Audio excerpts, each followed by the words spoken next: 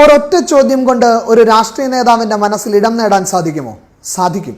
അതിനുള്ള ഉത്തരമാണ് Abu Dhabi Sunrisers English medium സ്കൂളിലെ മലയാളി വിദ്യാർത്ഥിനി അമല ബാബു തോമസ്. ഈ വീഡിയോ കാണൂ. ട്രാൻസ്ജെൻഡറുകൾക്ക് വരെ അവസരം നൽകിയിട്ടും ഗ്രാമീണ വനിതകളെ ഇപ്പോഴും അവഗണിക്കുകയാണല്ലോ. ചോദ്യം കോൺഗ്രസ് അധ്യക്ഷൻ രാഹുൽ ഗാന്ധിയോടായിരുന്നു. ചോദ്യം കനമുള്ളതായിരുന്നുവെങ്കിലും ശബ്ദത്തിനത്ര കനം പോരായിരുന്നു.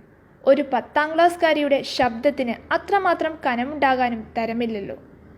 My name is Amala and I'm elected Vice President of Sunrise English Private School, Abu Dhabi. I'm thankful for this opportunity. The Indian National Congress has been successful over 188 years, starting from the period of Dr. Annie Besant to transgenders being included in the central politics.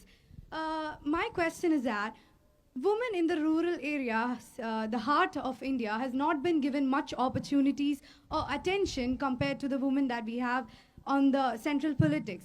So what will be your programs to actually, make the rural women the attention of central politics?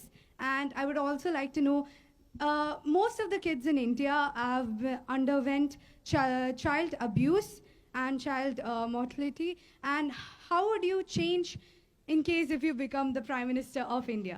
അതെന്തായാലും ആ ചോദ്യം രാഹുലിന് നന്നായി ഇഷ്ടപ്പെട്ടു, ചോദ്യകർത്താവിനെയും. ഒട്ടും അമാന്തിക്കാതെ കൊച്ചുമിടിക്ക് രാഹുൽ രാഷ്ട്രീയത്തിലേക്ക് ക്ഷണിക്കുകയും ചെയ്തു, അതും ഒരു മലയാളി പെൺകുട്ടിയെ. ശനിയാഴ്ച രാവിലെ UAEയിൽ വിവിധ എമിറേറ്റ്സിൽ നിന്ന് എത്തിയ വിദ്യാർത്ഥികളുമായി ദുബായ് ഇൻസ്റ്റിറ്റ്യൂട്ട് ഓഫ് മാനേജ്മെന്റ് ടെക്നോളജിയിൽ നടന്ന സംവാദത്തിനിടയിലായിരുന്നു രാഹുൽ ഗാന്ധി മലയാളി വിദ്യാർത്ഥിനിയെ അഭിനന്ദിച്ചുകൊണ്ട് രാഷ്ട്രീയത്തിലേക്ക് ക്ഷണിച്ചത്. അബുദാബി സൺറൈസ് ഇംഗ്ലീഷ് പ്രൈവറ്റ് സ്കൂളിലെ 10ാം ക്ലാസ് വിദ്യാർത്ഥിനി അമല ബാബു തോമസ് ആണ് ഒറ്റ ചോദ്യത്തിൽ കോൺഗ്രസ് അധ്യക്ഷന്റെ ശ്രദ്ധ പിടിച്ചെടുത്തത്.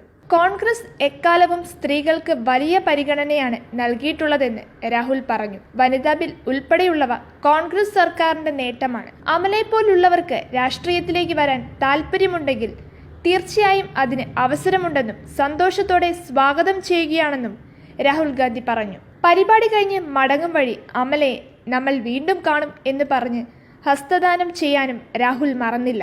അബുദാബിയിൽ പ്രൈവറ്റ് കമ്പനിയിൽ ജോലി ചെയ്യുന്ന ബാബു തോമസിന്റെയും നഴ്സ് ലിനിയുടെയും ഏകമകളാണ് അമല. പത്തനംതിട്ട അടൂർ തുവയൂർ സ്വദേശികളായ ഇവർ 10 വർഷത്തോളമായി അബുദാബിയിലാണ്.